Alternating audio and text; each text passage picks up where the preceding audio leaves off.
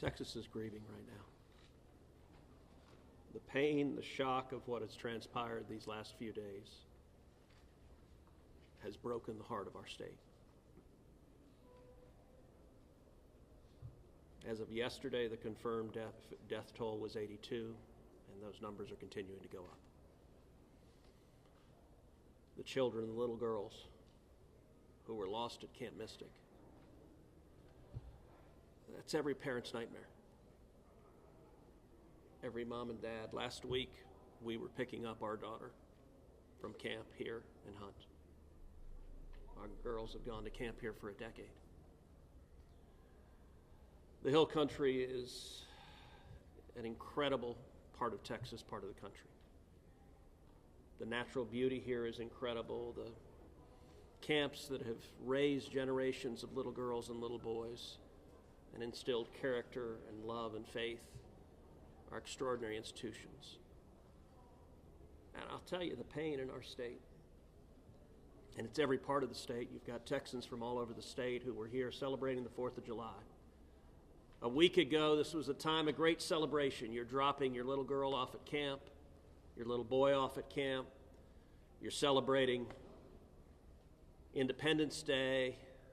You know that your child is going to be swimming and canoes and horseback riding and doing archery and making lifetime friends. And then suddenly it turns to tragedy. For the last several days, I've spoken to multiple parents, scared out of their mind. Do you know anything? Where is my daughter? There's still 10 girls and 1 counselor from Camp Mystic that are unaccounted for. And the pain and agony of not knowing your child's whereabouts, it's the worst thing imaginable. But I want to say, in the face of all of this, it is simultaneously inspiring. Every time there's a tragedy, every time there's a natural disaster in Texas, Texans come together. Texas is a big state. We've got 31 million people, and we have hurricanes, we have tornadoes, we have wildfires. Tragedies hit this state, natural disasters hit this state, and without fail, 100 out of 100 times when that happens, we see Texans coming together, helping each other, engaging in acts of heroism. There have been over 850 high water rescues since this flooding began. 850. You look at extraordinary stories of Eagle Scouts pulling campers out of harm's way. I was just hearing a story of one counselor whose head was right at the water holding up 2 mattresses with campers on those mattresses. That kind of courage, that kind of selflessness. And then there are the first responders. The local first responders, I want to thank every one of the first responders at the local level, at the city level, at the county level, at the state level, at the federal level. In the first few hours of this flood, I was on the phone with Governor Abbott, I was on the phone with Lieutenant Governor Dan Patrick, I was on the phone with Nim Kidd, the head of the Texas Department of Emergency Management, and then I called President Trump. I called President Trump. He was having dinner at the time. It was still early in what was transpiring. And I wanted him to know, I said, Mr. President, everything we're hearing right now, this appears to be bad, really bad. There may be a very significant loss of life unfolding right now in Texas. And I will tell you, the President said, Ted, anything Texas needs, the answer is yes. Whatever assets you need, whatever resources you need, yes, let us know, and we will provide everything. Within hours, we had helicopters, over a dozen helicopters in the air. National Guard, DPS, game wardens, Coast Guard, doing search and rescue, reaching down. We've all seen the videos of little girls being pulled up, hoisted out of harm's way. Incredible courage and heroism. Search and rescue is the first stage. But the process of coming together and rebuilding is going to take longer. And I will say to all the grieving families, to all of those who've gotten the worst news imaginable, that your little girl, she's gone. I will say for many of us, those are friends and neighbors who've lost children. Got multiple kids who go to school with my girls.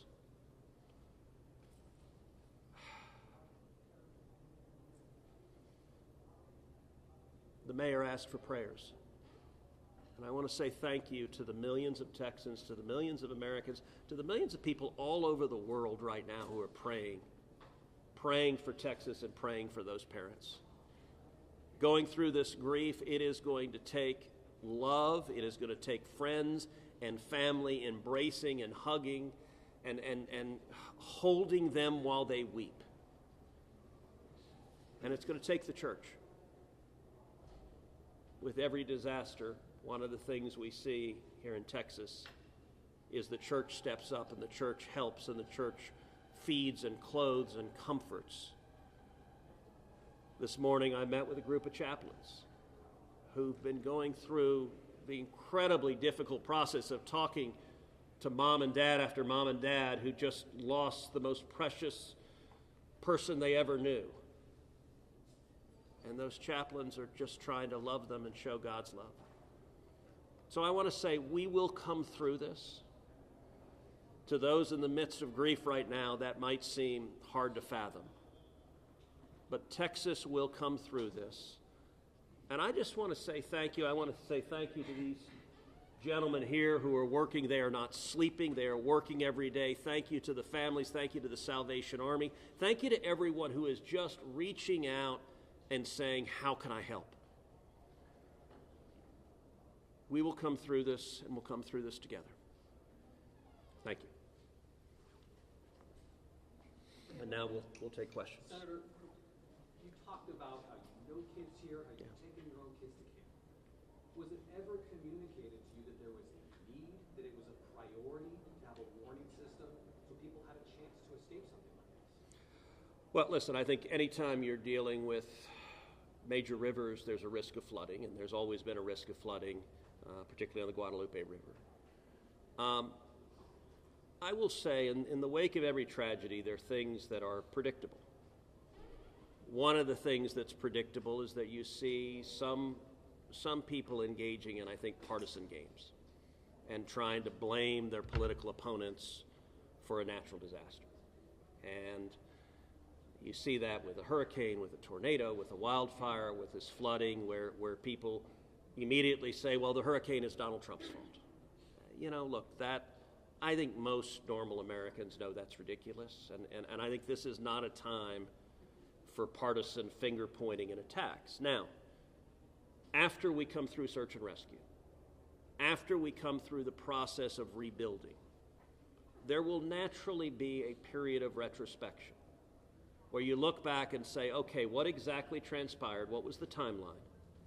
And what could have been done differently to prevent this loss of life? And that's a natural process. I think it should not happen in a bitter and partisan sense, but it should happen in a reasonable sense of saying, what lessons can we learn? And I will give an example. You know, Houston's my hometown. If you live on the Gulf Coast, we get hurricanes. That's part of living on the Gulf Coast as hurricanes hit. And I do think Texas as a whole has learned over time how to deal more effectively with hurricanes. And so you look here, we know the National Weather Service put out an emergency warning just after 1 a.m. and a second emergency warning just after 4 a.m. Now, obviously, most people at 1 a.m. and 4 a.m. are asleep. And so I think we will have a reasonable conversation about, are there any ways to have earlier detection? And some of that, the limits of a flash flood, they're very difficult because they can arise so quickly. But everyone would agree in hindsight, if we could go back and do it again, we would evacuate particularly those in the most vulnerable areas, the young children in the cabins closest to the water. We would remove them and get them to higher ground if we could go back and do it again. Obviously, everyone would. The people in RVs by the river's edge. We know in disasters like this, RVs and mobile homes are particularly susceptible, whether a flood or a hurricane or a tornado, they're particularly susceptible to that. And so my hope is, in time, we will learn some lessons to implement to next time, and there will be another flood, there will be another disaster, But next time there's a flood, I hope we have in place processes to remove especially the most vulnerable from harm's way. But I think that's going to be a process that will take a careful examination of what happened and how can we implement processes better in the future to prevent this same loss of life. Senator, there were claims that the National Weather Service sent that first flash flood warning that should have alerted phones at 1:14 in the morning. But we have a federal public database maintained by PBS Warn, that says the first emergency alert wirelessly here in this area to Kerr County was not until after 9 a.m. That was more than 4 hours after the severe flooding had come to this area. Did you know that? Have you seen that? And what's your response, knowing the state and cuts to the NWS in recent months by this administration? So I don't know the source for what you're saying. All of the public reporting I've seen is that there were two alerts that went out, one just after 1 a.m., one after 4 a.m. You know, I can tell you, I talked about the partisan finger pointing. I think there have been some eager to point at the National Weather Service and say cuts there led to a lack of warning.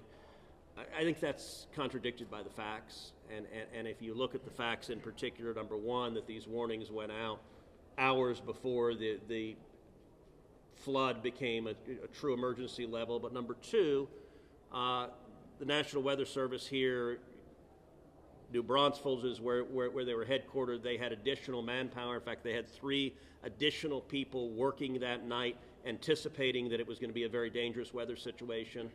I also think it's worth noting that the National Weather Service Union, which has been very critical of the DOJ cuts, has publicly said that they don't believe that the reduction in staffing had any impact whatsoever on their ability to warn of this event. And so, look, I think it is reasonable over time to engage in a retrospective and say at every level what could have been done better, because all of us would want to prevent this horrific loss of life. But I think just immediately trying to use it for either side to attack their political opponents, I think that's cynical and not the right approach, particularly at a time when we're dealing with a crisis and we're dealing with grief. But does this make you question whether there should be cuts at the National Weather Service and FEMA? I know you've been supportive of FEMA. Look, I am very supportive of FEMA. I'm very supportive of the National Weather Service. They both perform essential roles, and I think it is critical at every federal agency, particularly when you're dealing with public safety, that we make sure that critical roles are maintained. That's a longer and broader discussion, but as I said, everything from the public evidence indicates that was not a contributing factor to what occurred here. Not to get into the weeds on, people are asking lots of questions, and where should we start the investigation? To the best of my knowledge, there is zero evidence of anything related to anything like weather modification. And look, the internet can be a strange place. People can come up with all sorts of crazy theories. What I know is a reality is that a whole lot of Texans are grieving right now. I will tell you, I was visiting with one parent who was talking about online being harassed online because their information was public that they had a little girl who was missing at Mystic. And look, there are a lot of people who are messed up, and my call for everyone, there's a time to have political fights, there's a time to disagree. This is not that time. This is a time just to reach out, support each other, go volunteer at the Salvation Army, give them money, go volunteer at your church, go. You know what I did when this happened? Just go hug your kids, because I got to tell you, I hugged my girls with tears in my eyes, because every one of us who's a parent, there but for the grace of God go I, and nothing will fill the void in these moms and dads' hearts, but they'll make it through it.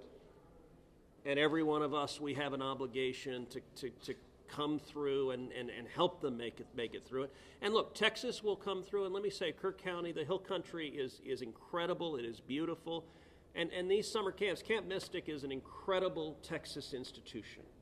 For a century, it has made a profound difference helping young girls become strong women in Texas and across the country. And so, for me at least, I'm praying for these camps. I'm praying for all the campers, everyone implicated, everyone impacted, and I hope we come together and stand as one doing that. Thank you.